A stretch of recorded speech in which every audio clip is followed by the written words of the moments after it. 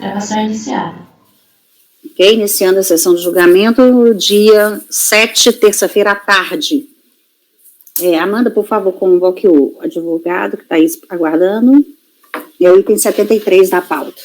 Farei a convocação.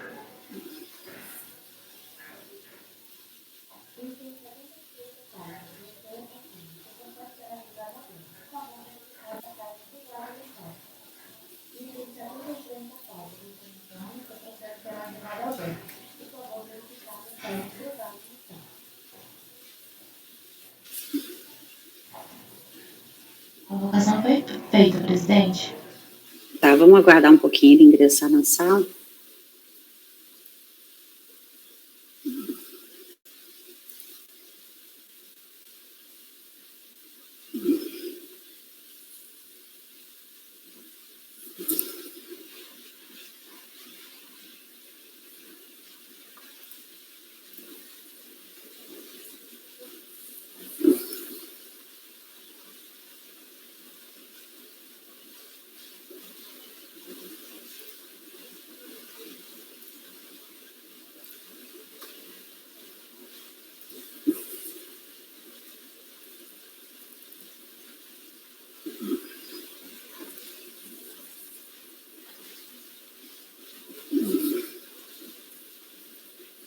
Tá demorando muito, Amanda. Eu vou começar outro item, então, e para não perder muito tempo aqui. E ele entra e aí na hora que for, aí eu faço dele na sequência, tá bom? Pessoal, vamos continuar a pauta de manhã, então. O item agora é o 56, Raide também. 56.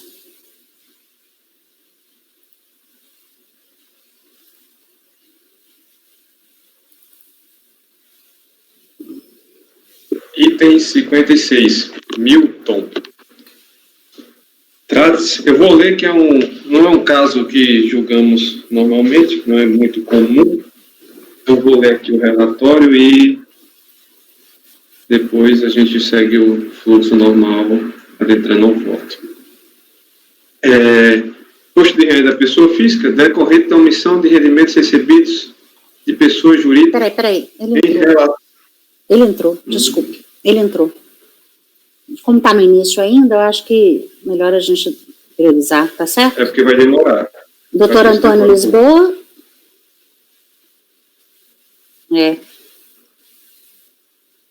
Doutor Antônio? Alô, boa tarde. Boa tarde. Boa tarde, doutor. Desculpa aí o mau jeito aqui com a configuração. Então, mas deu certo, o senhor está aí, tá ótimo. Perfeito. Doutor Raide, então, item 73 da pauta. Item 73, Sadia Elias Solete. Trata-se de fração concernente ao imposto de renda da pessoa física, em relação aos exercícios 2014 a 2016, conforme peça inaugural do feito, as folhas 2015 a 2031 e demais documentos que instruem o processo. Os fatos geradores são omissão de rendimentos de aluguéis e royalties recebidos de pessoas físicas, depósitos bancários de origem não comprovada,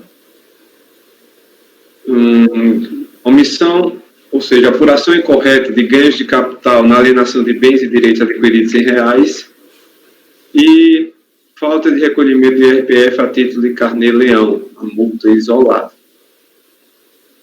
O contribuinte regularmente intimado apresentou impugnação requerendo decretação da procedência do feito. Por sua vez, a DRJ, em Fortaleza, entendeu por bem julgar procedente o lançamento, conforme relato no primeiro parágrafo.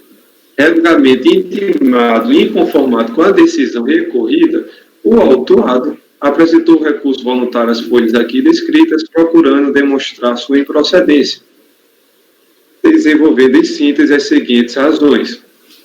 Após breve relato das fases processuais, bem como dos fatos que permeiam o lançamento, pugna preliminarmente pela nulidade da decisão de piso, por não ter enfrentado ou concedidos os pedidos sobre oitiva de testemunha, prova documental e perícia. Ainda de forma preliminar, alega... Deixa eu ver se estou lendo o processo correto.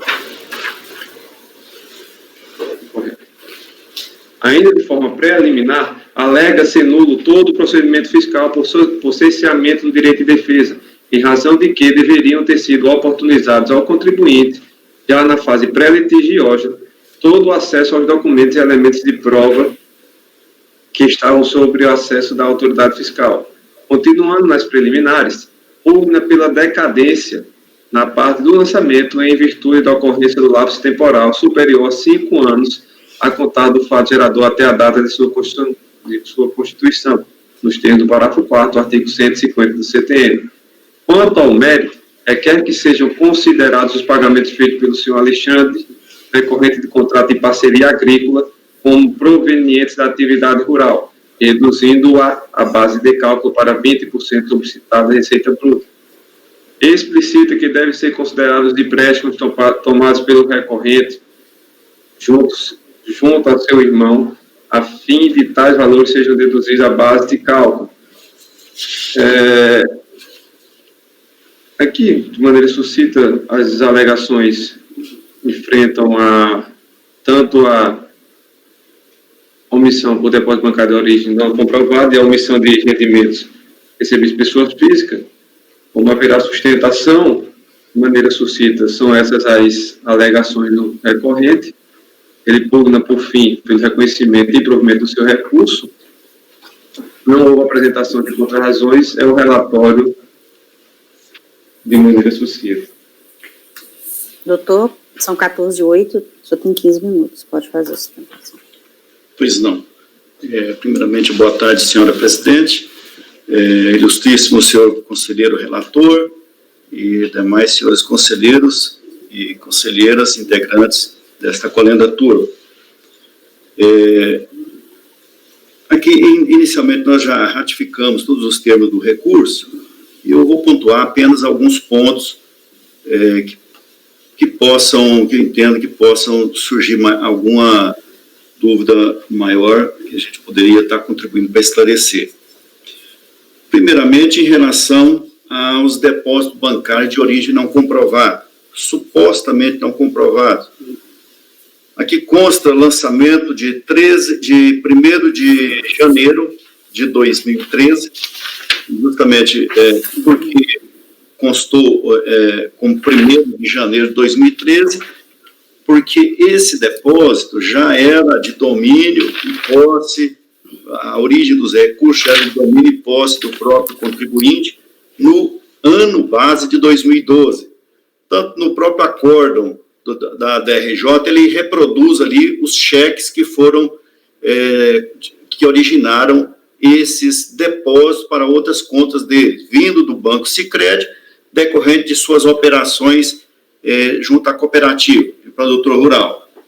Então, nesse ponto aí, nós arguímos aí a nulidade do lançamento, porque não foi observado o disposto no artigo 42 da Lei 9.430, que diz especificamente, no parágrafo 3º, no artigo 42, parágrafo 3º, que para efeito de determinação da receita omitida, os créditos serão analisados individualmente, observado que não serão considerados os decorrentes de transferência de outras contas da própria pessoa jurídica, obviamente é o caso, já era o cheque, esses cheques administrativos sacados no Sicredi, dia 27 e 28, respectivamente, de dezembro de 2012, foram imediatamente transferidos para essa conta do próprio titular.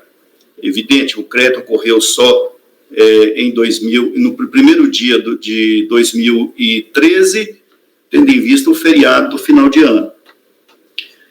E o parágrafo 4º ainda diz especificamente: tratando-se de pessoa física, os rendimentos omitidos serão tributados no mês em que considerados recebidos, com base na tabela progressiva vigente à época em que tenha sido efetuado o crédito pela instituição financeira.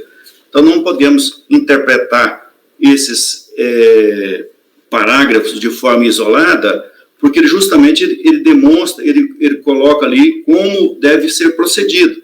Quer dizer, exclui as transferências interbancárias, excluiu. E aí, no caso de transferência interbancária, que a fiscalização entender que não houve comprovação, aí tem que ser tributado lá conforme, no período, de acordo com a tabela progressiva, no momento em que houve a efetuação do crédito pela instituição. Ora, eu não posso acreditar que não podemos crer que esteja se referindo ao crédito já na segunda conta do contribuinte, porque ali já era dele. Então, o crédito deveria ter, para se comprovar, teria ser em relação a 2012. Ponto. 2012, jamais o contribuinte recebeu qualquer notificação para apresentar ou justificar qualquer crédito em suas contas bancárias referente ao ano de 2012. Nem tampouco a fiscalização pediu às instituições bancárias. Então, nesse ponto, é esse primeiro ponto que a gente requer, que para operacionalização ou caracterização do fato gerador já em 2013, na questão do imposto de renda, está faltando aí um elemento temporal que não está caracterizado aí nesse lançamento, porque ele pega fato que seria de outro período. Ainda que assim não fosse, o crédito tributário também deveria ser extinto em razão da decadência, porque quando o crédito ocorreu lá em 2012, na sua conta, ainda que a fiscalização tivesse procedido a constituição do crédito tributário em cima desses supostos valores que teriam sido de origem não comprovada, o que não confere com os autos, tendo em vista que jamais o contribuinte foi chamado a prestar esclarecimento a respeito de onde teriam sido originados esses créditos que foram depositados no Sincred, que era a conta sua e de sua filha Joanice. Então, mesmo assim, teria sido decaído. Em relação à súmula 61 do CARF, o acórdão recorrido, ele entende que, pelo fato de um montante ultrapassar 80 mil, então que os 12 mil, até valores inferiores a 12 mil, que não foram excluídos, que não seria devido, porque no cômputo geral, isso ultrapassaria o valor de 80 mil. Todavia, nós temos diversos acórdãos desse Colégio do Conselho. Eu cito aqui um acórdão recente, que é o 2202-003-690, segunda turma da segunda Câmara da segunda turma ordinária, desta segunda sessão, onde o contribuinte, o valor total aqui de depósito seria 462 mil, era um recurso de ofício, e o contribuinte, este conselho considerou caracterizado, determinando a retirada dos valores até 80 mil, até porque a própria Lei 9.430 diz que os valores devem ser considerados de forma individualizada, até para que aconteça isso. Então, a gente pugna aí para que seja retirado os valores de depósito não comprovados, inferiores a 12 mil, cujo montante não ultrapasse 80 mil. Então, até 80 mil ser retirado. A questão, terceiro ponto, parceria, arrendamento. O contribuinte, ele tem a fiscalização e o acórdão recorrido descaracterizaram essa operação como sendo de arrendamento pelo simples fato do contribuinte ter firmado contrato para receber em determinado número de sacas de soja. O que nós sabemos que não descaracteriza por si só a parceria, tendo em vista que ele está sujeito ao mesmo que ocorre com o produtor. Quer dizer, o preço, se sobe, se há uma queda do valor da commodity, ele também sofre essa mesma consequência que o próprio produtor rural. Então, a gente pede também que seja considerado essa questão da parceria, porque ele arrenda, ele dá em parceria parte da sua propriedade, que ele não está conseguindo, o que não consegue produzir, então, que seja tributado da mesma forma que o produtor rural. E, por fim, a questão do empréstimo entre irmãos. O recorrente, ele obteve empréstimo do próprio irmão para suprir, inclusive são sócios, conforme sócios informais, né, trabalham no mesmo ramo, e para socorrer determinada eventualidade, os irmãos se socorrem um ao outro, sem, no entanto, descaracterizar exigir demais formalidades para isso. A fiscalização pergunta, olha, por que não constou da declaração de rendimento do contribuinte? Evidentemente que nós sabemos que todas essas empréstimos informais feitos entre membros da família, sobretudo quando paga no mesmo ano base, jamais vai ser declarado coisa que ocorreu lá no passado. Então, o contribuinte pede também que seja dado provimento em relação a essa questão do empréstimo informal, que não seria necessário maiores exigências ou maiores formalidades para assim que fosse considerado. E, por fim, eu apenas para, não sei como está a jurisprudência do CARF, a respeito da incidência de juros sobre a multa, então a gente reitera também esse ponto para que seja considerado, se for o caso, por este Conselho. Agradeço a atenção dos senhores conselheiros, do senhor relator, presidente, e pugnamos para o provimento integral do recurso. Muito obrigado. Okay, obrigada, doutor. Doutor Raíti, o voto.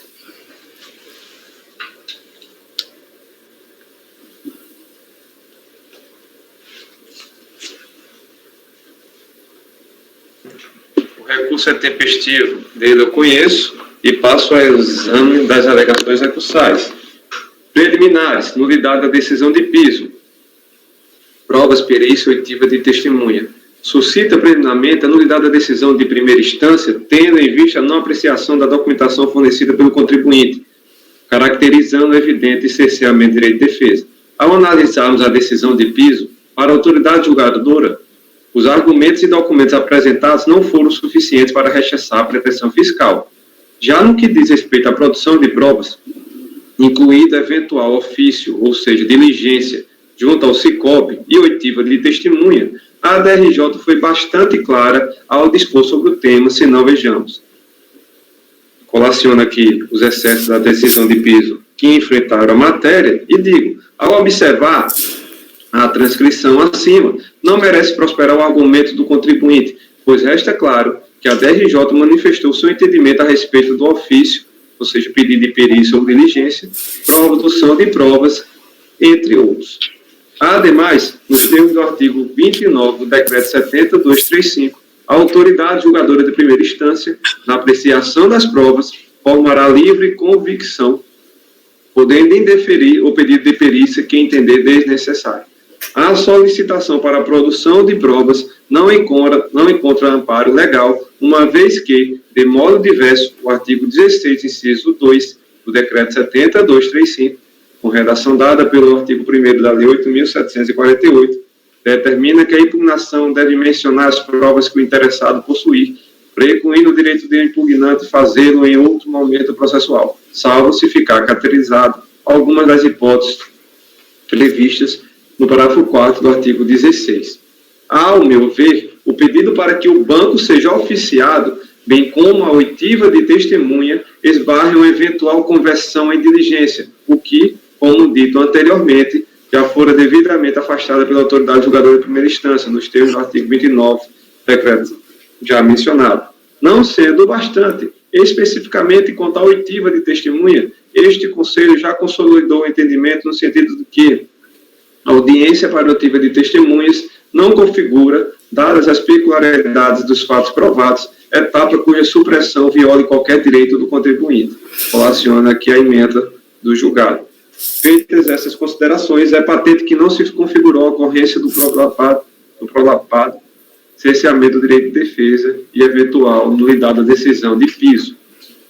Já em relação a outra preliminar, que seria a nulidade do lançamento, também por cerceamento de direito de defesa, o contribuinte alega que houve cerceamento de direito de defesa em virtude da fiscalização não ter fornecido cópias de documentos ao longo da fiscalização.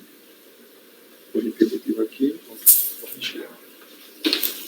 Em que pese as substanciosas razões ofertadas pelo contribuinte, seu inconformismo, contudo, não tem o condão de prosperar. Do exame dos elementos que instruem o processo, conclui-se que o lançamento corroborado pela decisão recorrida apresenta-se formalmente incensuráveis, devendo ser mantida em sua plenitude. Resta evidenciada a legitimidade da ação fiscal que deu ensejo ao presente lançamento, cabendo ressaltar que trata-se de procedimento de natureza indeclinável para o agente fiscalizador, dado o caráter de que se reveste a atividade administrativa do lançamento, que é vinculada e obrigatória nos termos do artigo 142 do CTN, que aqui transcrevo. De fato, o ato administrativo deve ser fundamentado, indicando à autoridade competente de forma explícita e clara os fatos e dispositivos legais que lhe deram suporte, de maneira a oportunizar ao contribuinte o pleno exercício do seu consagrado direito de defesa e contraditório, sob pena de nulidade. E foi precisamente o que aconteceu com o presente lançamento. Pela simples leitura do auto de infração, bem como do termo de verificação fiscal, das descrições dos fatos, do enquadramento legal e demais informações fiscais, não deixa margem de dúvida recomendando a manutenção do lançamento. Consoante-se positiva dos anexos encimados, a fiscalização ao promover o lançamento demonstrou de forma clara e precisa os fatos que lhe suportaram, ou melhor, os fatos geradores do crédito tributário, não se cogitando na nulidade dos procedimentos. Mais a mais, a exemplo da defesa inaugural, o contribuinte não trouxe qualquer elemento de prova capaz de comprovar que os lançamentos encontram-se maculados por vício em sua formalidade, explorando seu pleito em simples razoável desprovido de demonstração do sustentado. Destarte, é direito do contribuinte discordar com a imputação fiscal que lhe está sendo atribuída, sobretudo em seu mérito, mas não podemos concluir, por conta desse fato, isoladamente, que o lançamento não fora devidamente fundamentado na legislação de regência. O argumento de erro de fato gerador na eleição de base de cálculo demais se confunde com o método que iremos tratar posteriormente, como já dito, não exejando a inulidade. Aqui eu continuo, cito o artigo 59 também do decreto 7235, que diz: ademais, contrariamente ao que alega o contribuinte, ao longo do procedimento fiscal foram expedidos vários termos de intimação, os quais, em sua maioria, foram anexados documentos e planilhas a fim de que o contribuinte se manifestasse acerca dos mesmos. Não obstante, os subsídios fornecidos pela fiscalização consta dos autos todo o material que deu alicerce ao lançamento.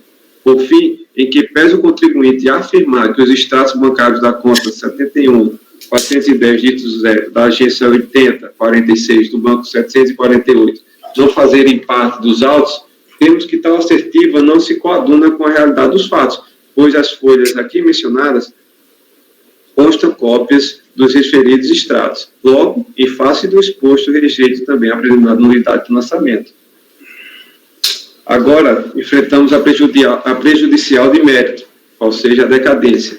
O recorrente argumenta que alguns lançamentos a crédito em suas contas bancárias e sua movimentação referem-se a valores que foram sacados em 27 de dezembro de 2012, na conta da sua filha, portanto, atingidos pela decadência. Pois bem, imperioso mencionar que a infração ora debatida refere-se ao ano calendário 2013 e não 2012.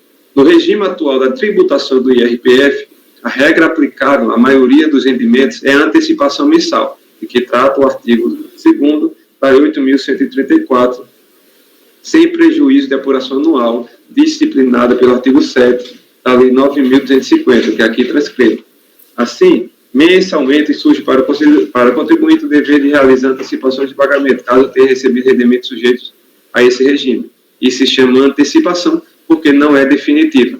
E não é definitiva porque a verificação da existência ou não do dever de pagar tributo só surgirá no encerramento do período de apuração, ou seja, no fim do ano calendário. Como é de conhecimento daqueles que lidam com direito tributário, é serviço que o fato gerador do imposto de renda da pessoa física, sobretudo tratando-se de omissão de rendimentos, é complexivo, findando-se no dia 31 de dezembro de cada ano calendário, submetendo assim a posterior ajuste anual por meio de IPF. Esta, inclusive, é uma matéria sumulada por este Conselho no teor da súmula 38 CARF, que aqui também transcrevo. Assim, a previsão legal de que o rendimento se considera recebido no mês do crédito não tem o condão de deslocar a data da ocorrência do fato gerador, que se aperfeiçoará em 31 de dezembro, alcançando todos os rendimentos apurados desde o início do seu período de apuração. Não há, portanto, nenhuma dúvida de que o imposto lançado foi calculado, levando-se em consideração corretamente o fato gerador do imposto anual, concretizando-se em 31 de dezembro de cada ano. Neste diapasão, segundo os dispositivos legais mencionados pelo recorrente, o direito do fisco constitui o crédito tributário somente extingue-se após 5 anos contados do primeiro dia após o fato gerador, se houvesse antecipação de pagamento, o que, em caso, não analisamos, porque é indiferente. Ou seja, a contagem se iniciaria em 1 de 1 de 2014 e teria como termo final 31 de 12 de 2018. Portanto, tendo sido dada ciência do lançamento durante o ano 2018, mais precisamente em 16 de janeiro do referido ano, constata-se que não ocorreu a decadência do fisco em constituir o crédito tributário em questão. Encerradas as questões preliminares e de prejudicial, passaremos para o mérito. A primeira infração que iremos tratar é a omissão de rendimentos recebidos de pessoas físicas, que se originou do contrato de parceria. Digo, a fiscalização fundamentou a lavratura da infração na descaracterização, ponho entre aspas, do contrato de parceria rural, que seria rendimentos da atividade rural, firmado entre o contribuinte e o senhor Alexandre, para enquadrá-lo como contrato de arrendamento rural, ou seja, uma espécie de aluguel. Por sua vez, o contribuinte defende a natureza do contrato como sendo de parceria rural. Portanto, antes mesmo de se adentrar ao mérito da questão, mista se faz a caracterização de cada uma das espécies contratuais. Aqui eu trago toda a legislação pertinente e volto a dizer, portanto, quando há uma figura de remuneração, ou seja, aluguel, por preço certo, líquido e pré-determinado, independentemente dos riscos ou do lucro do arrendatário, se tem um arrendamento rural. Neste caso, ainda que o arrendatário tenha prejuízo, é devido ao valor do arrendamento. Desse modo, é de fácil compreensão quando dá comparação do contrato de arrendamento rural ao contrato de locação de imóvel urbano, que o arrendador, assim como o locador, cede o imóvel por tempo determinado, mediante o pagamento de valor, independentemente de qualquer risco para o arrendador. Em apertada síntese, no caso do arrendador, os valores auferidos pela cessão do imóvel não configuram atividade rural, nos termos do artigo 2º e 3º da Lei 8.023 de 90 e artigo 25 da Lei 8.212. Diferente é o caso da parceria rural. Vejamos o que fala a legislação pertinente. Aqui colaciona o artigo 4º. Depreende-se que na parceria rural há o requisito de partilha de riscos dos frutos, produtos ou lucros que as partes estipularem. É uma espécie de sociedade capital-trabalho, onde o dono da terra entra com o imóvel e o parceiro com o trabalho, partilhando os lucros ou prejuízos que o empreendimento possa ter. Pois bem, a partir da análise dos termos do contrato de parceria, que está juntado na folha 164 a 179, apresentado pelo contribuinte, a autoridade fiscal pode-se constatar nos itens 4.2 a 5.1 e no anexo 1 a existência de características peculiares de arrendamento, conforme transcreve-se a seguir, tendo como parceiros otorgantes Sade Elias Solete e o otorgado Alexandre Augustin, contrato 017-2011, que aqui transcrevo. Aí eu aqui transcrevo os itens que são pertinentes para qualificação como arrendamento e volto a dizer, do que se depreende da leitura do contrato, o qual se destacam as cláusulas acima reproduzidas, a única obrigação da parte outorgante é de manter pagos os tributos, taxas e contribuições relativas ao imóvel rural, pois todas as demais obrigações são do outorgado, sendo o pagamento da remuneração, ou seja, do aluguel, por preço pré-determinado de 10% sobre a produção, recebendo seu valor equivalente em dinheiro em moeda nacional, sem assumir qualquer risco. Interessante observar que o valor do contrato tomou como base o preço da saca de soja, enquanto o risco do parceiro proprietário foi estipulado com base na produção de cultura do algodão. Nesse contexto, para fins de tributação, o contrato de arrendamento rural equipara-se ao rendimento de aluguel, não descaracterizando essa natureza o fato de o rendimento pactuado não ser fixo, sendo lícito às partes estipulado em função do valor de mercadoria, em atenção ao princípio da autonomia da vontade, no caso, a porcentagem de 10% da produção, que será convertida em dinheiro. Assim sendo, a despeito de serem intitulados contratos de parceria, tem-se que, em essência, o arrendamento rural, quando ausente nos autos a prova inequívoca de que houve a partilha do risco do empreendimento, estipulado de forma independentemente do resultado do negócio pactuado. Portanto, considerando que é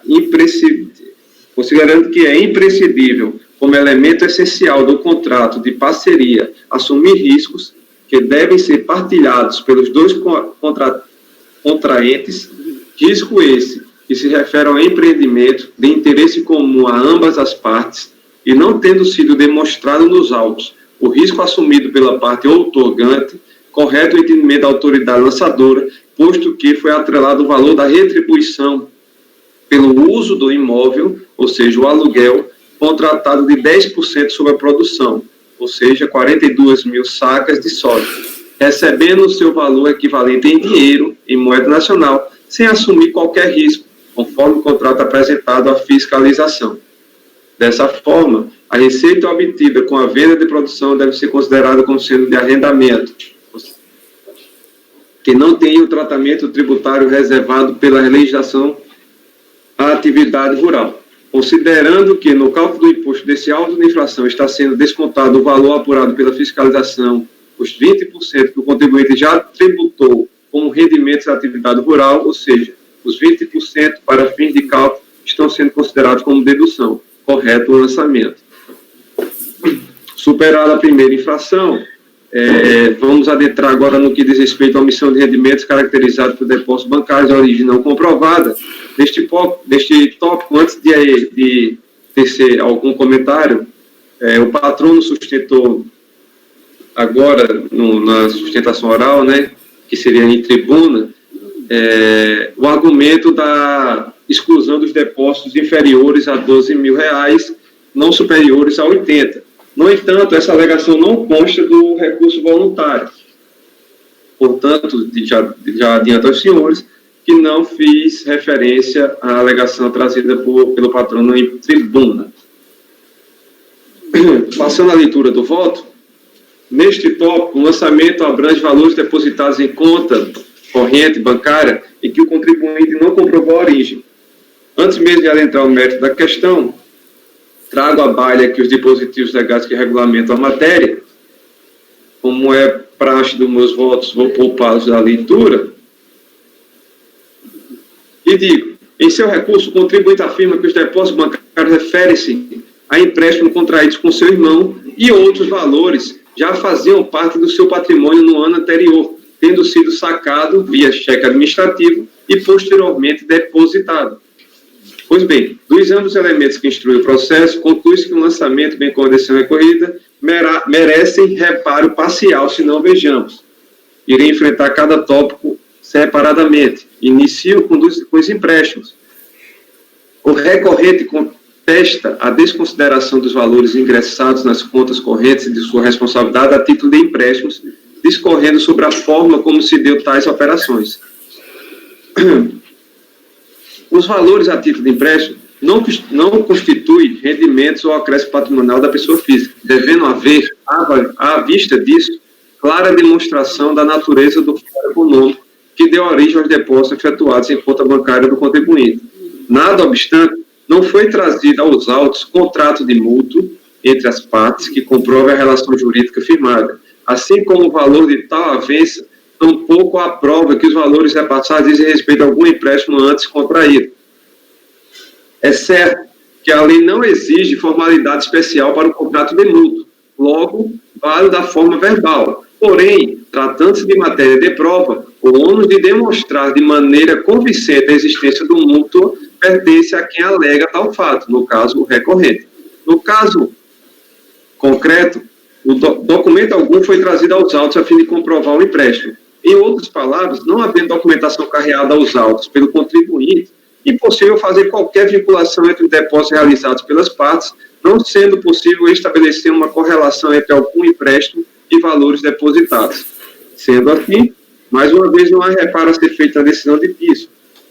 Já em relação no que concerne os valores oriundos do próprio patrimônio, eu digo, o recorrente apresenta argumentos quanto aos valores depositados em 2 de janeiro de 2013, quais sejam 5.983.000, 7.791.283,81 centavos e 510.744,11 centavos, afirmando ter origem em aplicações financeiras as quais realizou o resgate, ou seja, saque, em 27 de dezembro de 2012 e solicitou cheques administrativos depositando-os em 2 de janeiro de 2013. Consta dos autos os cheques administrativos números final 140, no valor de R$ 510.744, cheque número final 101, no valor de R$ 5.893.000, e o cheque final 102, no valor de R$ 7.791.000, respectivamente as folhas aqui mencionadas. Raíde, desculpe interromper, mas eu identifiquei um erro material aqui. No primeiro parágrafo, você fala em 5.983, e no segundo você inverte o 8 com o 9. 5.893, tá vendo? Perfeito. Um dos dois tem que estar correto, só para você atentar para isso aí, tá? Desculpa interromper, mas é porque é melhor pegar no momento do que depois eu esqueço. É qual o correto aqui? Pode terminar, depois a gente... Oi? Certo, não. A seu turno, os referidos valores foram sacados no mesmo dia, vai ser de 27 de dezembro de 2002, do Banco Sicredi, cooperativa número 804, da conta 66615, dígito 7, de titularidade de Joane Solete Torres, conforme extrato de folhas aqui também mencionadas.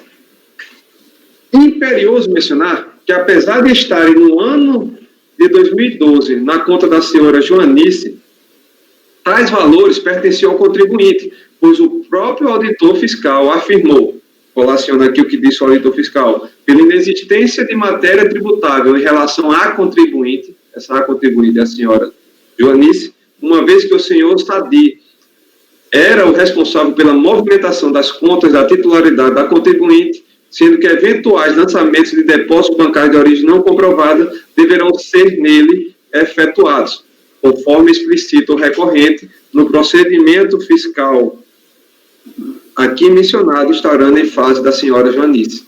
Não sendo bastante, no termo de verificação fiscal, mais precisamente na folha 2058, consta a seguinte conclusão.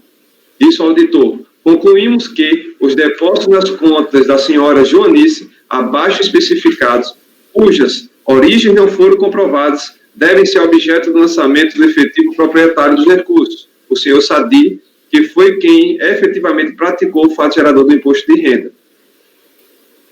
Dito isto, da análise dos extratos bancários, bem como dos cheques administrativos, vê-se que realmente referidos valores se originaram do próprio patrimônio do contribuinte, sendo devida à exclusão do montante, aqui eu digo que é 5.983, 7.791 e 510 mil da base de cálculo apurado no mês de janeiro de 2013, nos termos do artigo 42, parágrafo 3º, inciso 1, acima transcrito. Quanto às demais alegações do contribuinte, não merece aqui tecer maiores considerações, uma vez não serem capazes de desejar a reforma de decisão recorrida, especialmente quando desprovidos de qualquer amparo legal ou fático, bem como já devidamente rechaçados pelo julgador de primeira instância. Em relação ao pedido de intimação do representante, cito a súmula 110 do CAF e concluo que o lançamento subexame está em consonância parcial com os dispositivos legais que regulamentam a matéria, portanto, rejeito as preliminares e, no mérito, dou-lhe parcial provimento para afastar da base de cálculo do lançamento os valores de 5.983, 7.791.283,81 centavos e 510.744,11 centavos. Essa é a minha conclusão. Alguém tem alguma pergunta?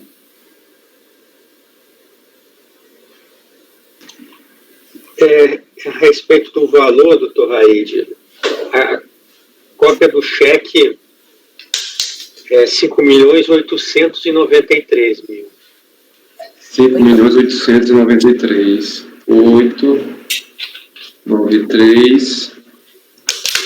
893. É o cheque número 101. 893. Pronto, corrigido já.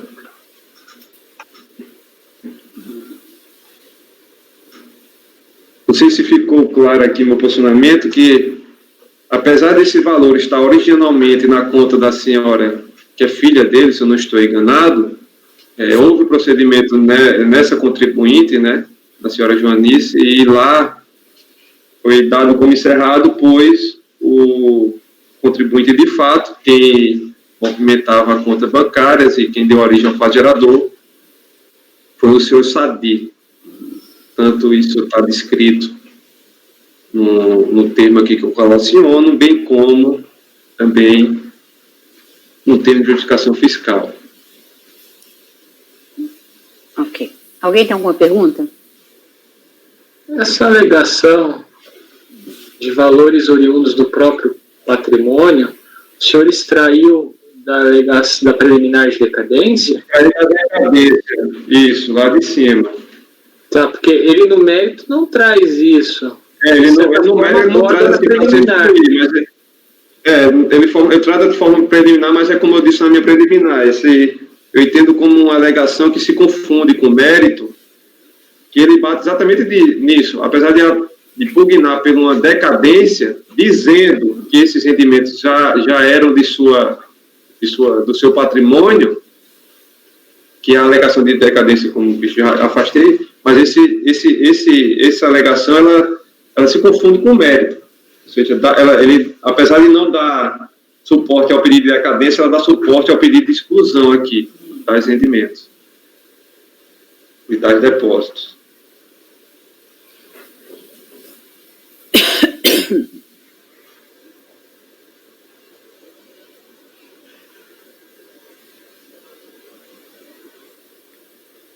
Ok?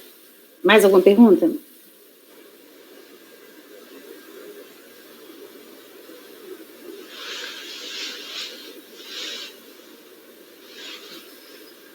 Não? Votamos, então. Cleberson.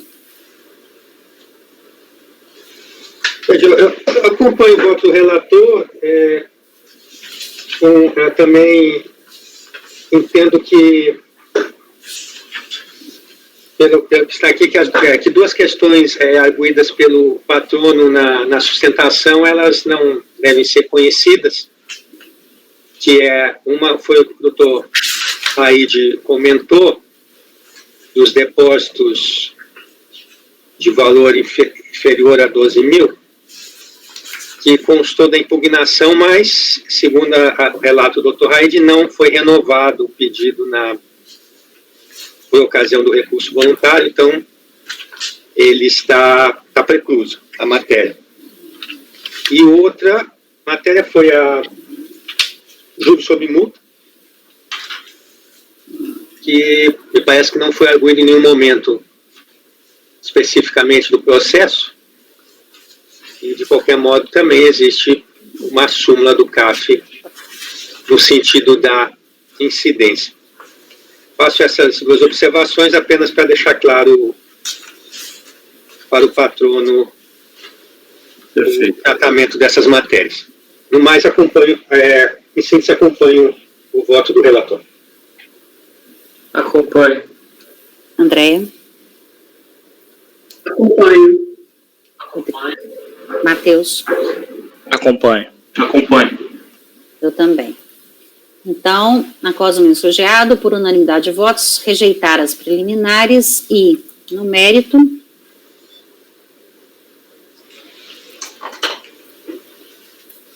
dar provimento parcial ao recurso voluntário para excluir da base de cálculo do lançamento os valores de 589, né, Cleberson? 893. O que vale é o 89, não o 98. Ok. 791, 283,81 e 510, 744 e 11. Ok? Pronto, encerrado. Doutor, obrigada. Eu que agradeço, Excelência, a forma correta como esse tribunal tem sempre tratado, mesmo que nós não concordando integralmente, mas somos obrigados a entender a clareza, né, e fundamentação da decisão. Agradeço, Excelência. Muito obrigado. Obrigado, senhores relatores, senhores conselheiros. Obrigada, doutor. Tchau, até a próxima. Até a próxima.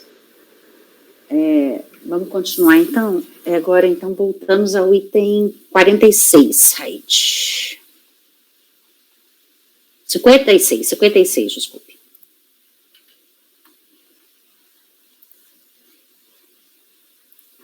Item 56, como eu já tinha adiantado aos senhores, não é uma questão muito comum. Vou tentar ler aqui rapidamente e passarei para o voto. É uma auto de infração pessoa física decorrendo da omissão de rendimentos recebidos de pessoa jurídica em relação aos exercícios de 2014 a 2017. Relaciona aqui o fato gerador contido no auto de infração e faço um breve resumo do que traz o relatório fiscal, que afirma o seguinte: o objeto do presente auto de infração foram os contratos de mútuo de números 1 a 50 celebrados entre CBBE e posteriormente denominada Copobras, a seu sócio Milton Schlickman, nos anos de 2011 a 2015, e exame do imposto de renda da pessoa física de sua responsabilidade, conforme base nas informações contidas nos contratos de mútuos dos anos calendários 2011, 12, 13 e 14, contratos número 1 a 50, aqui as folhas mencionadas,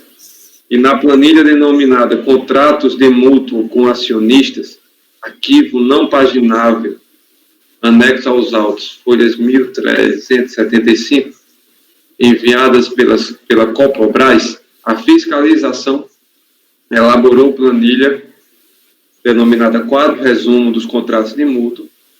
Essa planilha, juntamente com os recibos de quitação dos contratos de mútuo, as folhas aqui mencionadas, também enviadas pela própria Copobras, permitiram a fiscalização constar que todos os contratos de mútuo celebrados entre os sócios e a empresa foram onerosos, ou seja, estabeleceram juros, correção monetária pelo IGPM e multa em caso de atraso de pagamento.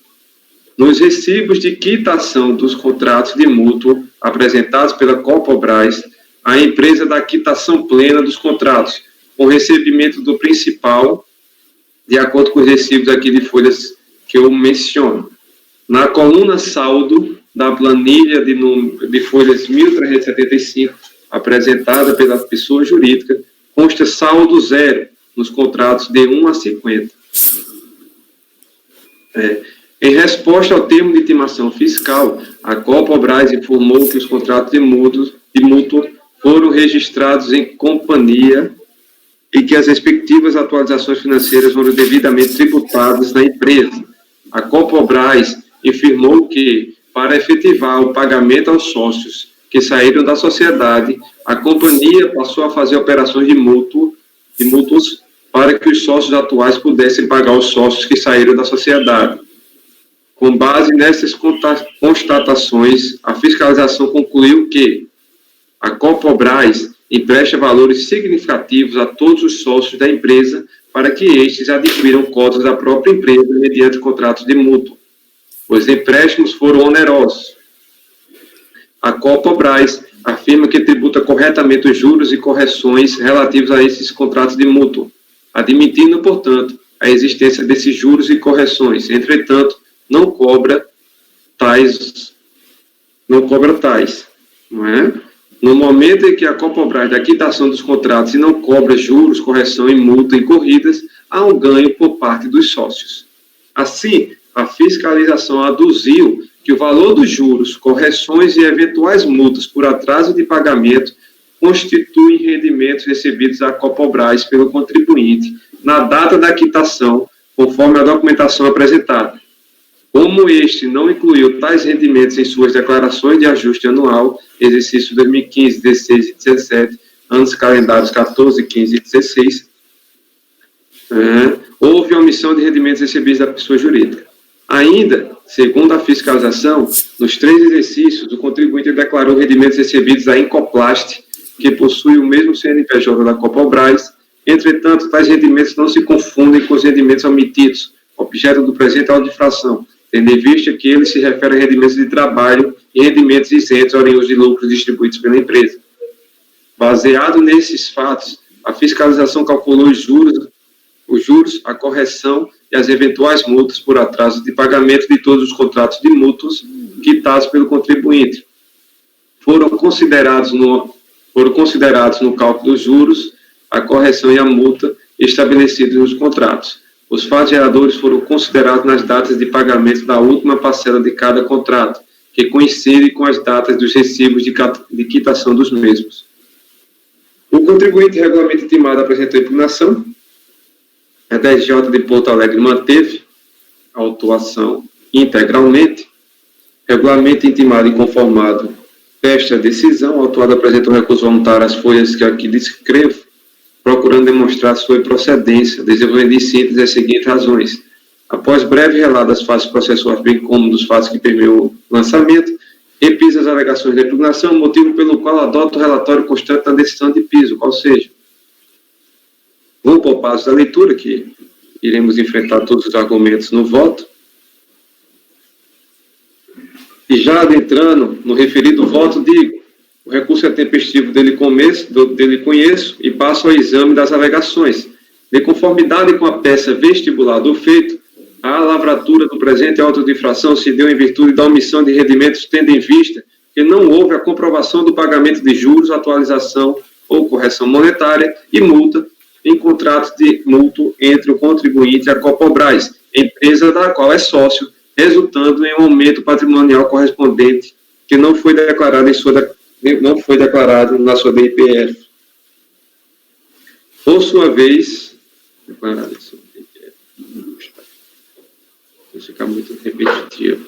Por sua vez, o recorrente alega não ter havido nenhum perdão dos acréscimos e que todos foram devidamente registrados na contabilidade como uma obrigação dos mutuários para com a empresa, motivo pelo qual deve ser declarado improcedente o lançamento.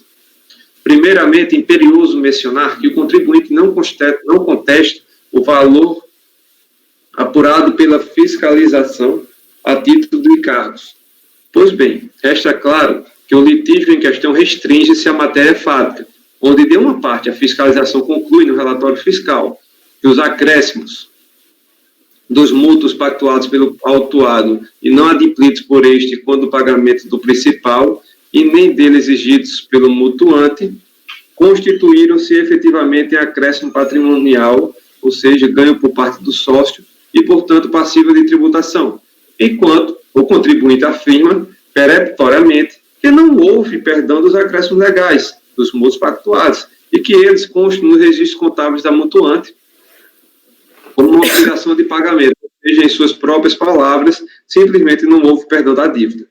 Neste ponto, peço vênia para transcrever acertos da decisão recorrida e adotá-los como razões de decidir por muito bem analisar as alegações suscitadas pelo autuado, que aqui digo.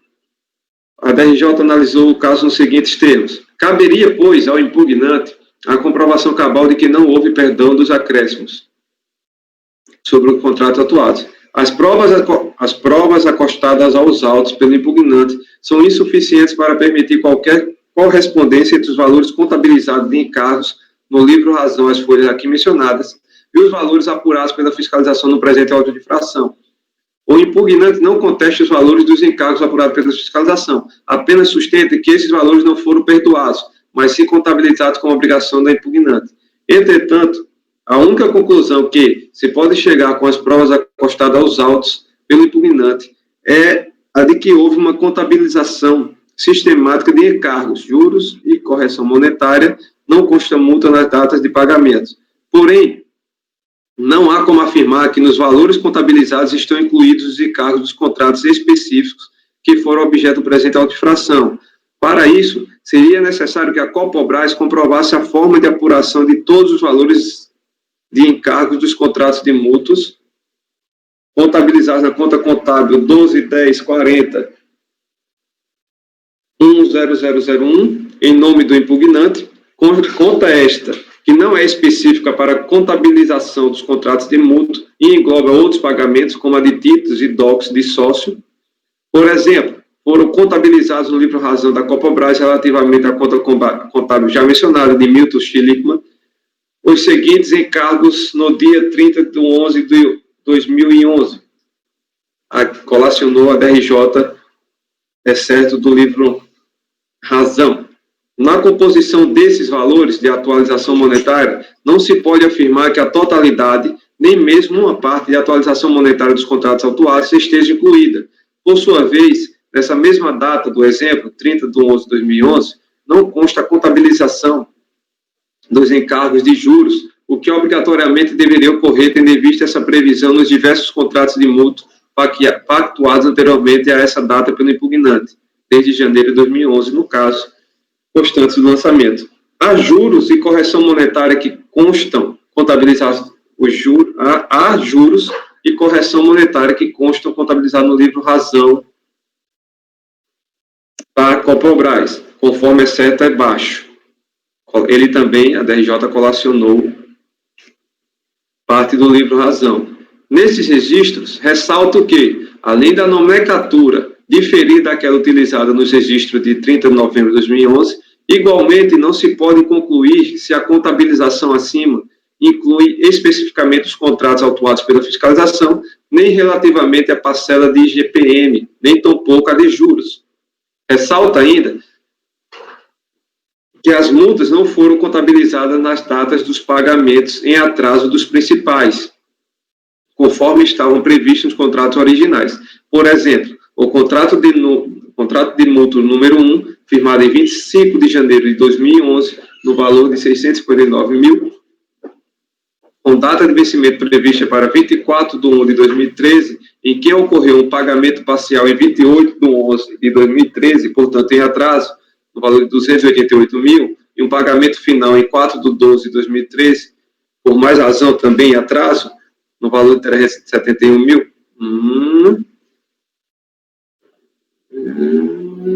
Aí ele traz aqui toda a denominação desse pagamento, ou seja, que não foi constatado a contabilização da multa.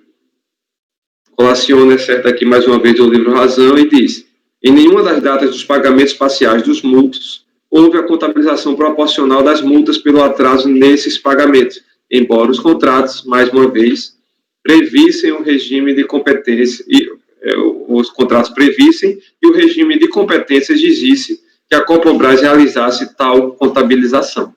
E mais, como já mencionado acima neste voto, não há nos autos nenhuma comprovação de qualquer procedimento de cobrança amigável, extrajudicial ou judicial, de forma a garantir o recebimento dos créditos remanescentes, juros, correção monetária e eventuais multas por atraso, após o pagamento do principal dos mútuos, apesar da relevância dos valores envolvidos e ao risco inerente associado a essas transações, conforme bem posto pelo relatório da auditoria da Ernst & Young.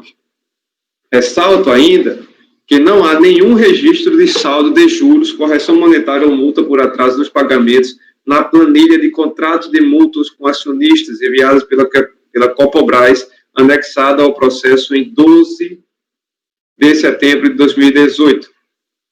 Apenas um registro na referida planilha, na aba juros, de pagamento de juros em 31 de dezembro de 2017, no valor de 5 milhões total, que igualmente não pode ser associado a nenhum contrato de multa autuado. Outro simples, 4 anos após, mais precisamente em 29 de maio de 2017, a quitação do contrato de multa número 1, tomado no exemplo acima, e 5 meses após a quitação do último contrato, que é o número 50, o autuado pela fiscalização, a Copobras alega ter firmado aditivo entre as partes, que está aqui nas folhas mencionadas, repactuando e renegociando as cláusulas dos referidos contratos de mútuo e promovendo a alteração da taxa ou índice de correção monetária para 0% a partir de 1 de maio de 2017 e prorrogando a data de vencimento dos contratos para 30 de 12 de 2020, buscando justificar, assim, que não teria havido multa por atraso na quitação dos contratos de mútuo, porque não houve pagamento em atraso, já que o vencimento de todos os contratos foi estendido para 30 de dezembro de 2020. Ora, essa justificativa não merece prosperar. Uma, porque as multas jamais foram contabilizadas nas datas do pagamento em atraso da parcela dos mútuos. E 2, porque nenhum esforço de cobrança dessas multas foi demonstrado pela Copobras, na medida em que os principais do contrato de mútuo iam sendo adimplentes pelo impugnante, demonstrando o desinteresse da empresa de recuperação desses valores. E, por fim, o terceiro, porque o termo aditivo da repactuação e renegociação dos contratos de mútuo financeiro trata-se de documento particular, não podendo ser oposto a terceiros, como é o caso da Secretaria da Receita Federal do Brasil. No que concerne, aí ele cita aqui o Código Civil sobre registro e tal. Pois bem, poderia ser argumentado que, em se tratando de documento envolvendo interesses dos próprios sócios, a Copobras, estando eles todos presentes, inclusive impugnante, não existia necessidade de registro público para formalizar o referido aditivo. Todavia, ao não formalizar o termo aditivo de repactuação e renegociação com o instrumento público registrado em cartório, todos os signatários assumiram o risco da fragilidade da comprovação de que nele pactuado, perante terceiros.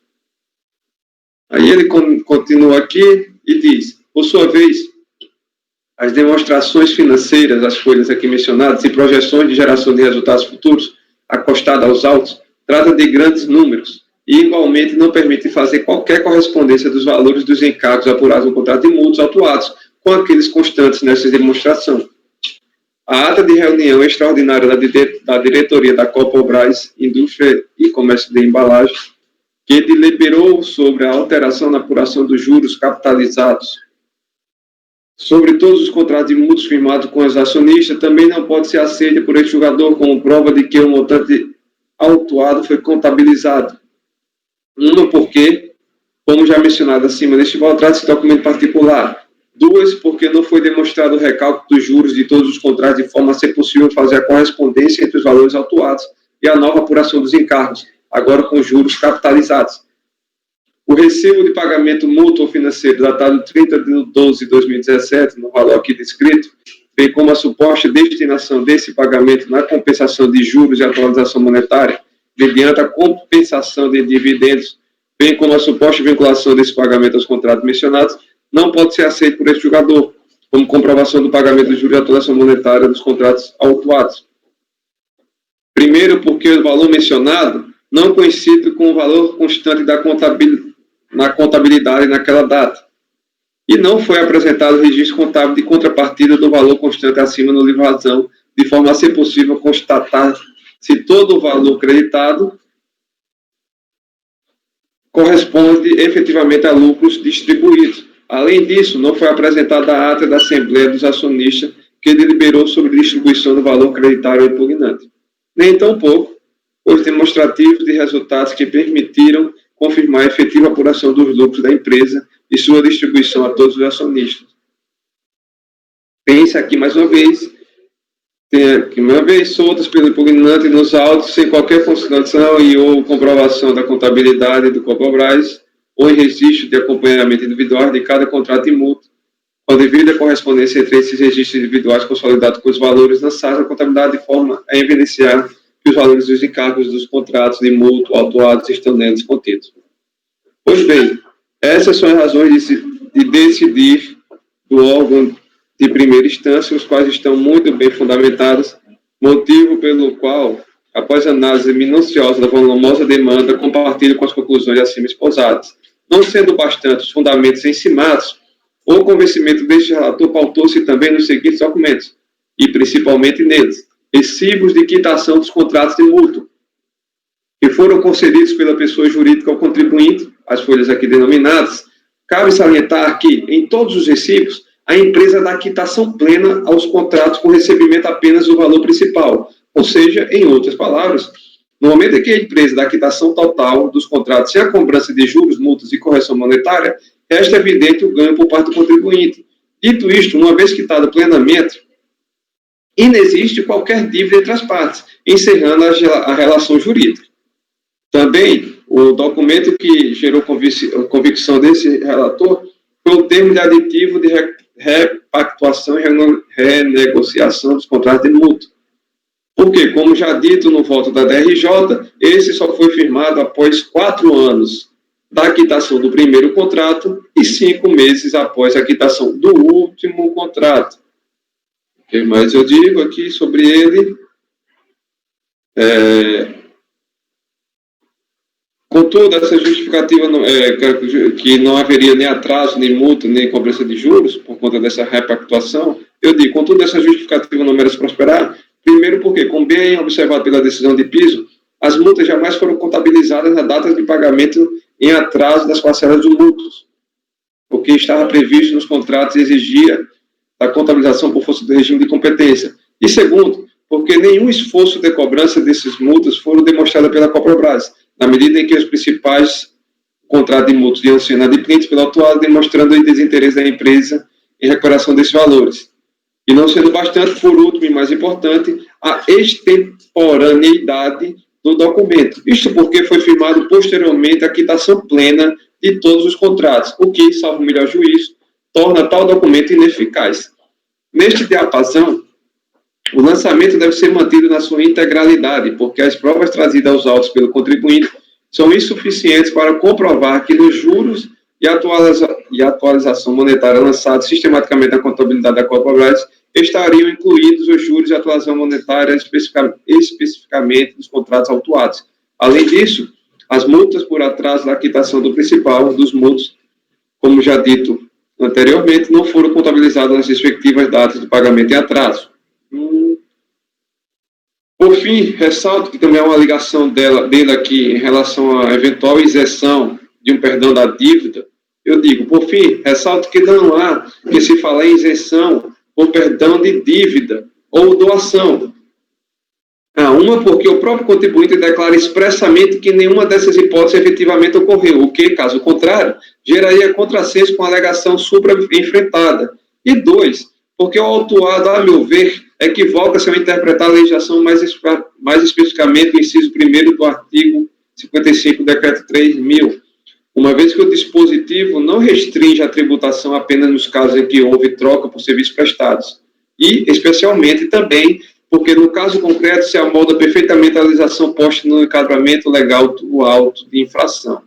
Quanto às demais alegações do contribuinte,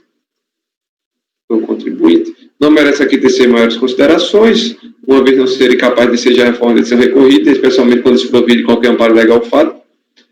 Assim, escorrida a decisão recorrida deve, nesse sentido, ser mantido o lançamento, uma vez que o contribuinte não logrou infirmar os elementos colhidos pela fiscalização que serviram por base na construção do crédito tributário, atraindo para si o ônus probandi dos fatos alegados. Não fazendo razoavelmente, não há como acolher sua pretensão. Portanto, voto no sentido de conhecer do recurso voluntário para negar-lhe provimento.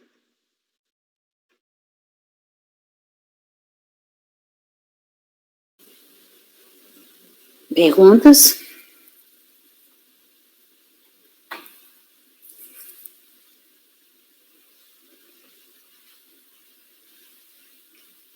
Não?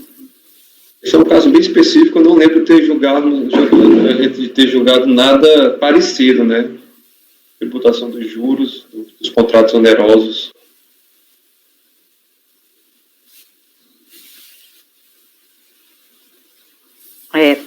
Cleberson. Eu acompanho o voto relator. Acompanho. André? Acompanho. André? Então, por unanimidade de votos, negar provimento ao recurso voluntário. O 57 foi retirado, então agora é o 58. Rodrigo.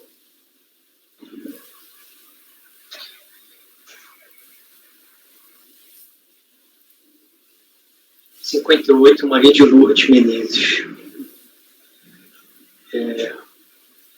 Na origem é uma infração, posterior à pessoa física, constatada omissão de rendimento de trabalho por vínculo empregatício recebido das seguintes pessoas jurídicas: Câmara Municipal de Ribeirão das Neves e Ministério da Saúde. Então, essa omissão do Ministério da Saúde ela foi apurada pelo cotejo da DIRF e não foi contestada. Em relação à omissão de rendimentos pagos pela Câmara Municipal, o relatório fiscal, que eu transcrevo aí uma boa parcela, trata de uma verba indenizatória, ou seja, despesa de gabinete. Todo o relatório fiscal praticamente é sobre isso. E a essência da autuação, impugnação, fala da nulidade do lançamento, incongruência entre o relatório fiscal e os normativos citados. Falta de disponibilidade econômica da renda, enquadramento das despesas como atividade parlamentar, possibilidade de pagamento de dinheiro. O lançamento foi julgado procedente pela DRJ, recurso voluntário, reiterou as razões da impugnação e acrescentou no final, subsidiariamente, recorda com despesas de construção colacionadas nas folhas 3/4 aí, 34. Fala sobre despesa de construção. E aí eu conheço do recurso, já falei sobre esse finalzinho do recurso dela, que ela levanta a afirmação sobre comprovação de despesa de construção. Consegui localizar, mas acredito que se trata da matéria externa presente no processo, no objeto de análise. E a omissão de rendimentos, ela foi discriminada assim na folha 430 do relatório fiscal. Né?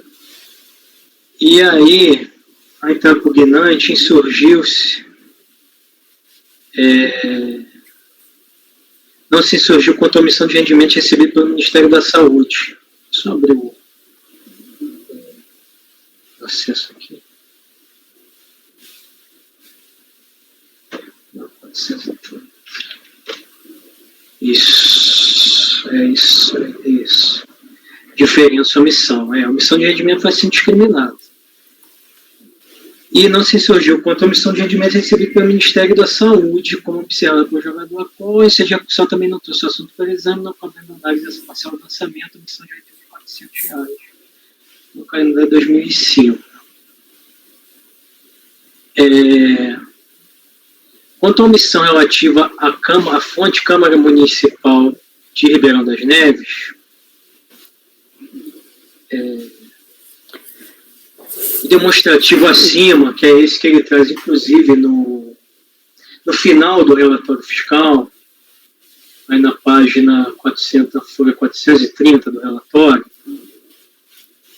eu entendo que está incorreto, porque o contribuinte recebeu nos anos fiscalizados esses valores aí: subsídio, verba indenizatória, reunião extraordinária. Só que no próprio termo de verificação fiscal, ele já fala, lá na folha 404 do termo de verificação, que entendeu responsável pelo procedimento que as verbas a título de subsídio, de reunião extraordinária, já teriam sido tributadas, como apontado no relatório fiscal, essa folha 404, visto que foram declaradas e tiveram retenção depois na fonte.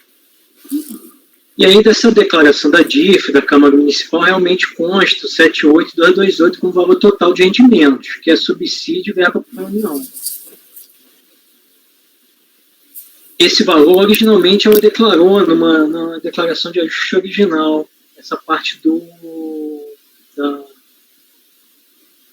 verba por reunião. Na retificadora, ela só levou o ajuste 66, retificadora de 462, foi 462. O valor da retenção na fonte também foi alterado, mas no final acabou ficando prejudicial a ela. Ela aumentou lá ficou com um valor menor a restituir. Ela levou o rendimento, ela tirou o rendimento, só que pesa a diferença de IRF e de DPF, diferentemente do rendimento do Ministério da Saúde, do rendimento do Ministério da Saúde, para os rendimentos da Câmara Municipal, todo o lançamento, todo o relatório fiscal é direcionado à parcela denominada verba indenizatória, respectivos gastos relacionados a essa verba. Como ele faz todo o raciocínio, a fiscalização faz todo o raciocínio em relação à parte da verba indenizatória, das despesas de gabinete, inclusive falando que essa parte da reunião extraordinária já teria sido tributada na fonte, né? Eu reduzo essa base tributável 66.148, considerando a omissão de rendimento do Ministério da Saúde, a base tributável deve ser reduzida 66.148 para 54.700, mantendo só a parte da verba indenizatória, que é toda a fiscalização se basa nisso, e o termo de verificação também, mais essa parte da diferença entre a DIRF do Ministério da Saúde e o que ela levou a ajuste. Destaque-se, contudo, que não há que se falar em novidade do lançamento, mas apenas erro de cálculo, conhecido como matéria de mérito, desde que a recorrente suscita que os fatos narrados não se enquadram nas normas violadas. Assim, cabível a correção para adequação ao critério jurídico adotado pela fiscalização, qual seja a atuação das verbas indenizatórias. Conheço que a argumentação dela é genérica, mas, contrapartida, a fiscalização não especificou em nenhum momento essa atuação dessa parte. Que levou só na hora de calcular a base omitida, e levou automaticamente a declaração retificadora, né? Aí tacou para esse sistema, toda a base deveria ser tributada, mas ele não tratou disso no termo de verificação fiscal. E aí a parte da verba de gabinete indenizatória. Necessária análise da incidência ou não de imposto sobre a renda de pessoa física sobre os valores recebidos pelo contribuinte, vereadora da Câmara Municipal, a título de verba indenizatória de 2005 e 2006. A verba era assim prevista na lei municipal. Indenizar o serviço não prestado diretamente pela administração do Poder Legislativo, é o limite mensal de 3.500, e a lei municipal alterou também as disposições relacionadas a tal verba.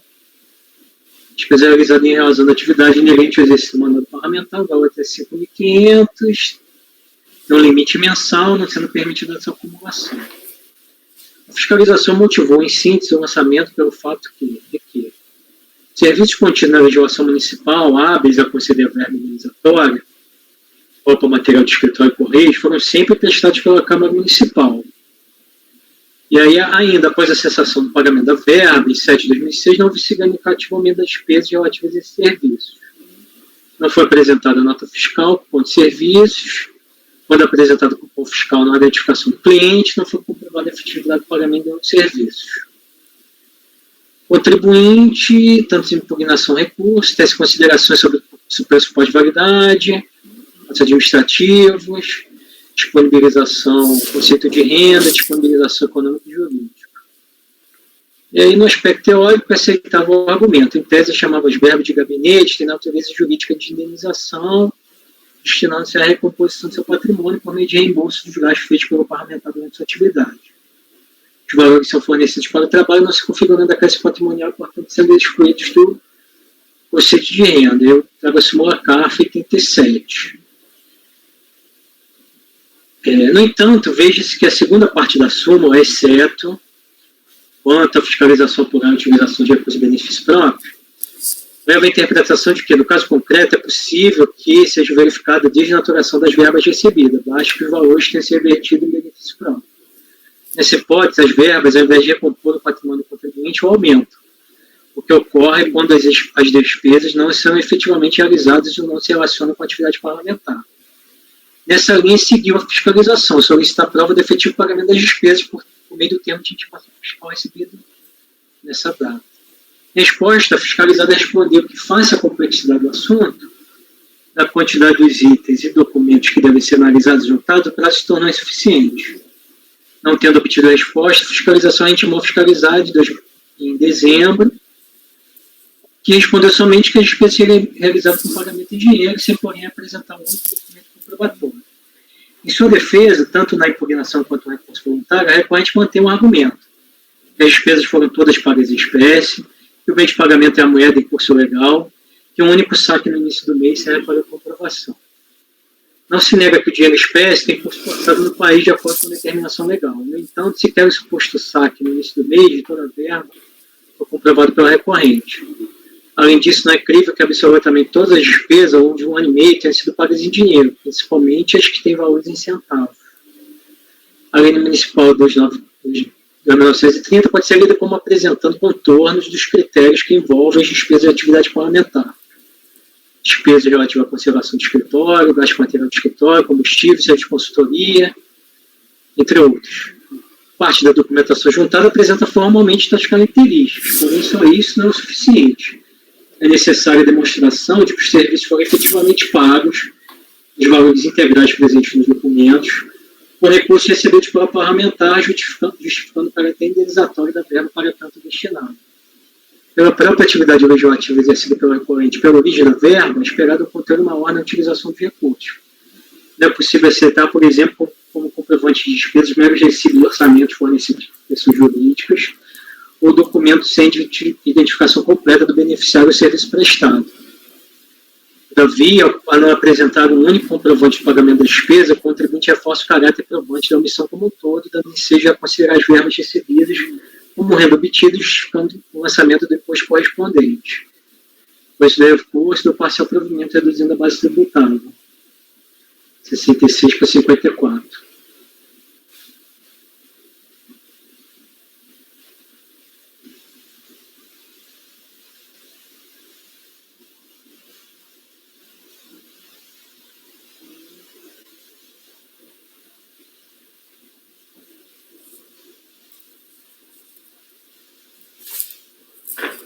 Então, perguntas?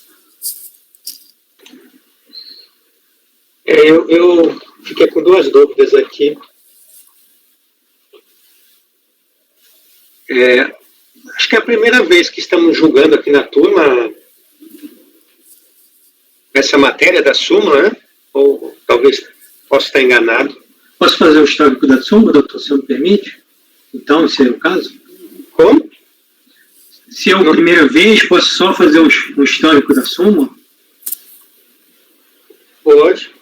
É porque, assim, não sei se eu estou... A pessoa falou que era a primeira vez. Eu entendo que essa súmula aqui, ela foi produzida num contexto, ali eu vi os acordos que deram base à súmula, ela foi produzida num contexto onde, pelo que eu entendi, né, dos paradigmas ali, de que a fiscalização ela pegava o valor recebido e lançava.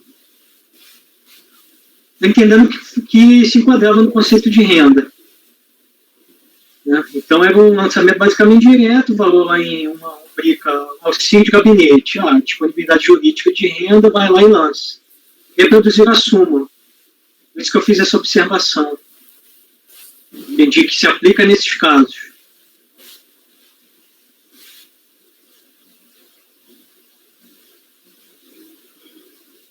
Certo. As duas dúvidas que eu fiquei, a primeira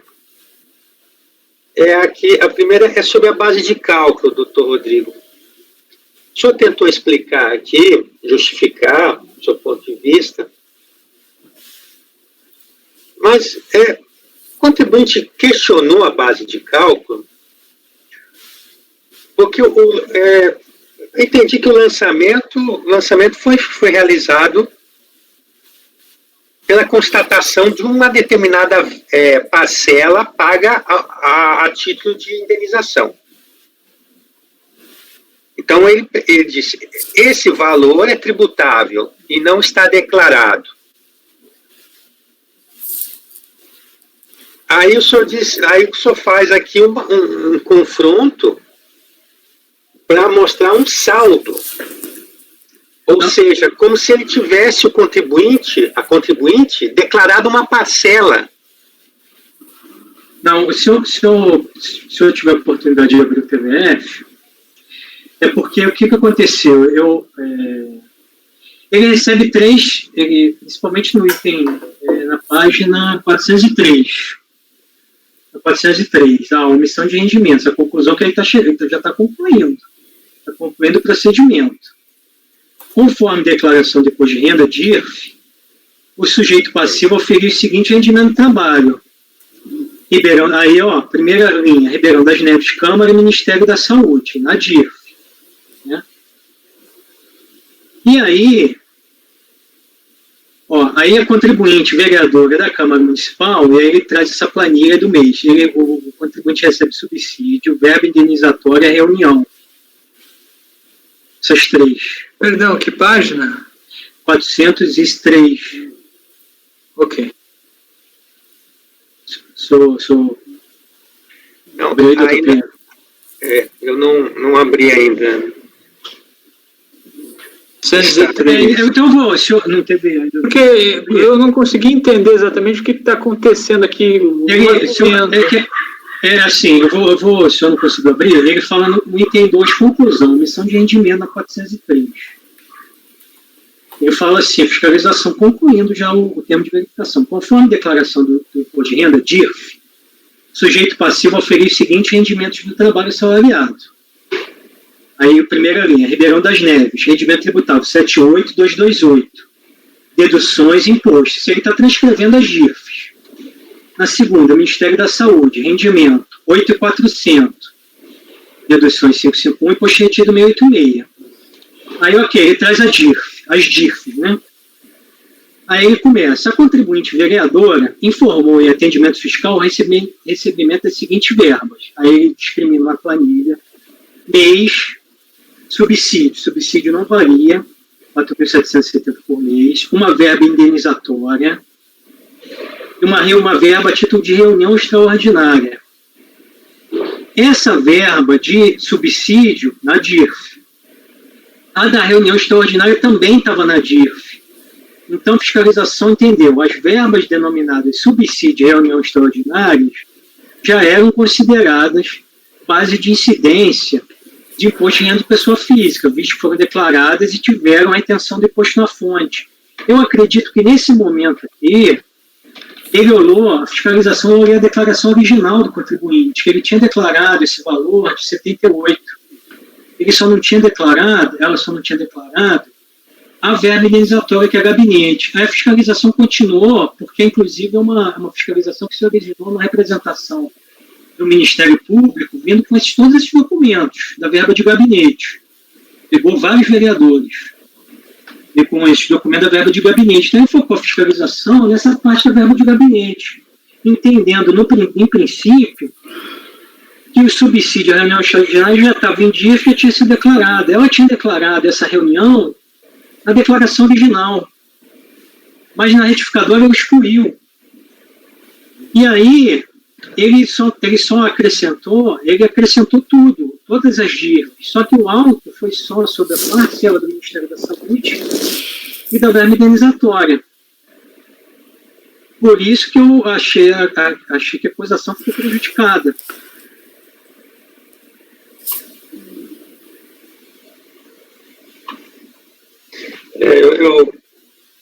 Porque a impressão que eu tenho aqui, doutor, é que essa matéria não foi questionada à base de cálculo. mas também não foi lançado, essa é a minha questão. Ele não efetivamente iria lançar isso aí. Mas aí nós vamos... Não, como ela trouxe uma alegação genérica, falando nós vamos entrar naquela discussão se é revisar o lançamento ou analisar a matéria contestada, né? Mas ele contestou o lançamento como um todo, a base de cálculo. Mas não existe isso de contestar como um todo. A contestação não pode ser genérica. Mas aqui a acusação também não foi específica, essa é a minha questão. A acusação, se for para falar o lançamento, ele também pode ser genérico, por omissão de rendimentos. Aí pega todas as omissões e joga só na apuração, no final. Porque no próprio termo ele fala que não era tributável, ele falou que não ia entrar nisso aí. Eu não sinceramente não estou... Tenho aqui dúvidas aqui. Se eu entendi, a fiscalização fez a revisão da declaração original e não da retificadora? Não, assim, dá para fazer essa dedução, né? Ele começou fazendo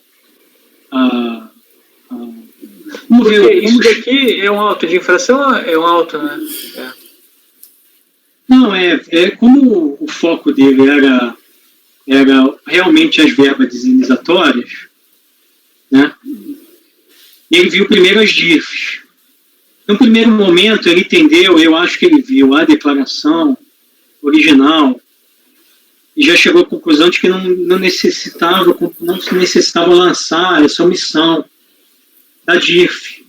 Inclusive, vai gerar um reflexo, porque se entender que é a DIRF, eu teria que trazer também o imposto retido todo. O imposto retido, teria que recalcular essa base, porque ele na hora de fazer o lançamento mesmo, de inserir lá as informações para calcular a base de cálculo, ele deve ter puxado já do sistema retificadora, e aí fez os batimentos, mais automáticos, só que o TVF fez só com base na parte da verba indenizatória. Mas ele lançou a menor, então? Não lançou menor. Não, aí vai entrar até no conceito do lançamento. Porque se o lançar é o cálculo ali do crédito, você está falando nesse aspecto? O que ele lançou? E entra essa questão também de revisão, porque ao que parece, daí a gente vai ter que entrar numa revisão de tudo. Não, mas para mim não é revisão. Porque o contribuinte ele trouxe as duas declarações, não trouxe? Não? O contribuinte traz as duas declarações. E por que ele traz a original e a retificadora? Ou não é o contribuinte que traz essas declarações? Não sei. Não, acho que ele não traz as declarações. As declarações estão lá. Estão lá? Estão lá. Mas elas vêm depois da impugnação? Dá a impressão que é documento da impugnação. Não, assim, que esse rendimento, que foi a diferença da DIRF, da Câmara, né? Depois da impugnação vem com duas declarações, correto? Essa. Isso. Então, só que uma é original, outra é retificadora. Mas por que ele traz as duas? Ele não extrai argumento disso? Eu não li a impugnação. Por que ele teve necessidade de trazer esses dois documentos?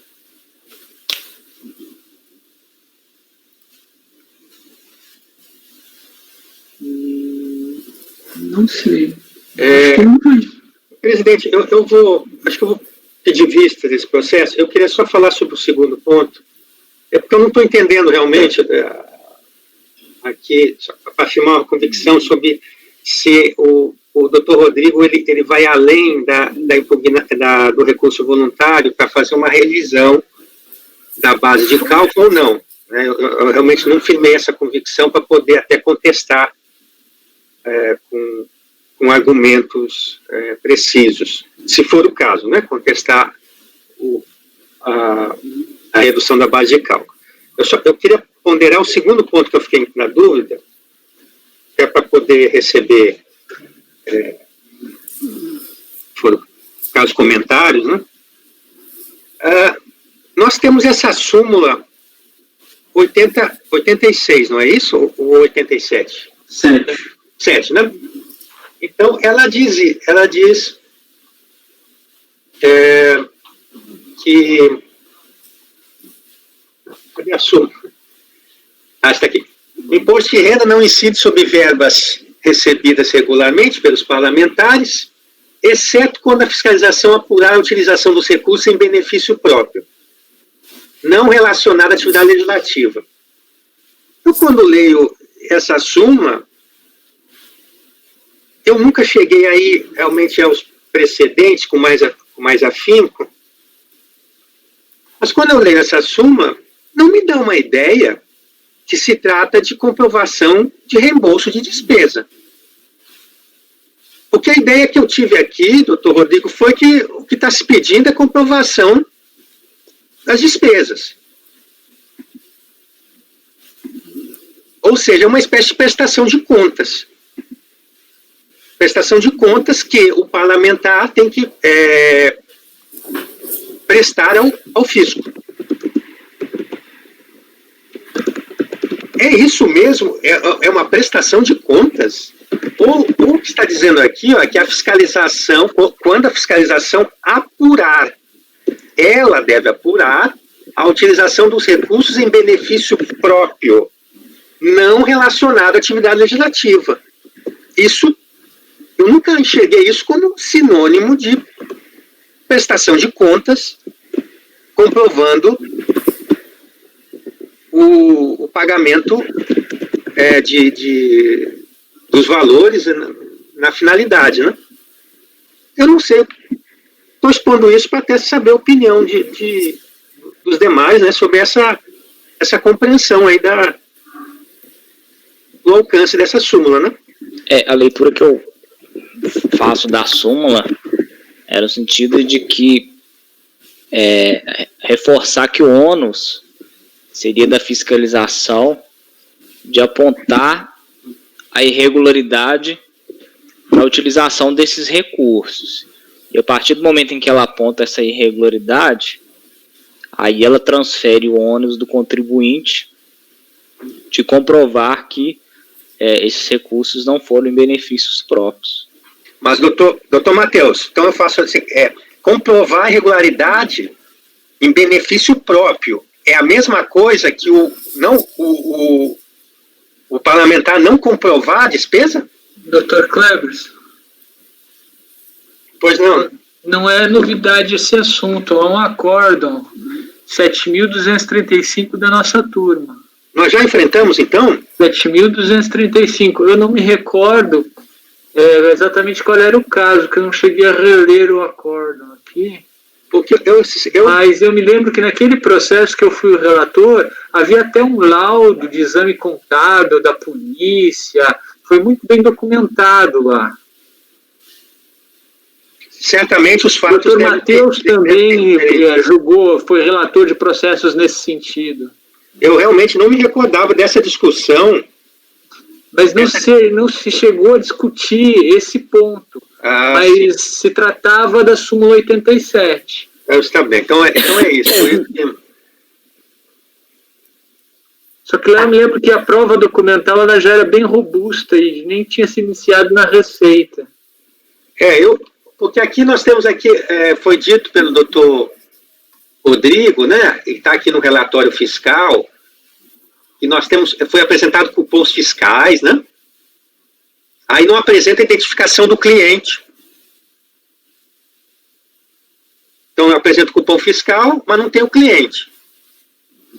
Isso é falta de comprovação como prestação de contas, ou a fiscalização com isso ela está demonstrando que está se utilizando o valor para um proveito pessoal, para uma atividade, benefício próprio, a lei ou a atividade parlamentar.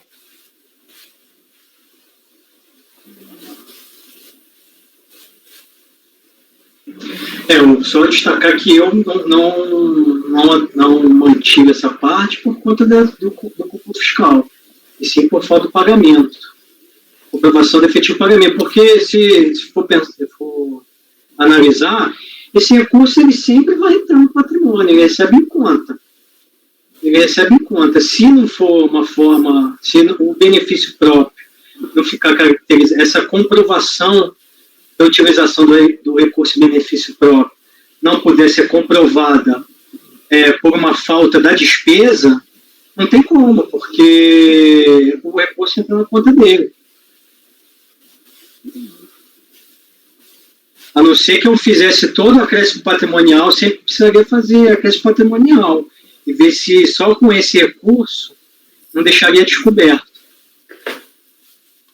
Mas, no caso aí, a fiscalização acabou fundamentando o cupom fiscal. Eu acho que nem sempre, porque cupom fiscal pode não ter beneficiário. Então, na verdade, eu acabo entendendo que a maior prova de que o recurso ficou na conta, né, seria não comprovar nem despesa em centavo, vai pagar todas as despesas de centavo em dinheiro, em espécie, mas se tivesse trazido parcela das despesas, ou esse saque que ela alegou que tinha, né, até porque tem que ser ela que fez, ela não pode pegar o cupom fiscal de terceiro e colocar para fazer despesas. Sim, mas a gente volta à questão do ônus da prova, né? O ônus da prova, porque aí, nessa linha de raciocínio, me parece que o ônus da prova aqui é do parlamentar.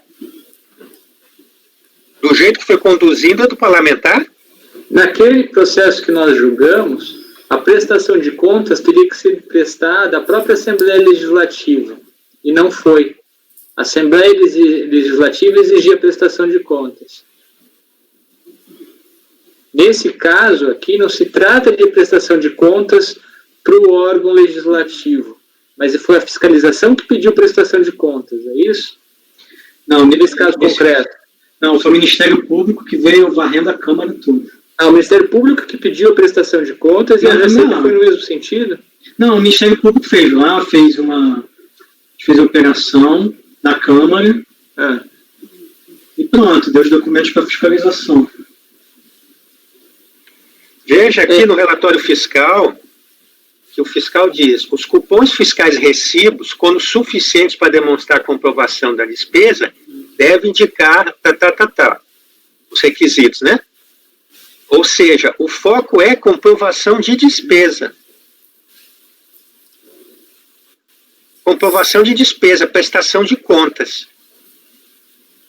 Aí o meu questionamento inicial, é isso que a súmula fala? O senhor leu os precedentes? Pois é.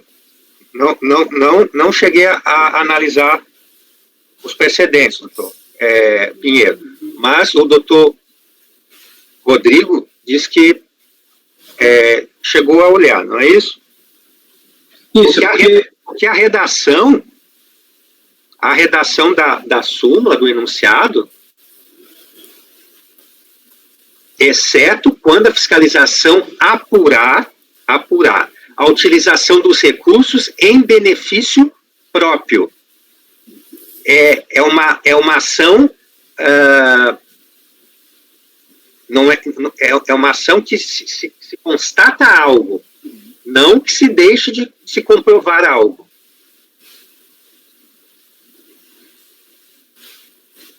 De qualquer maneira, eu acho que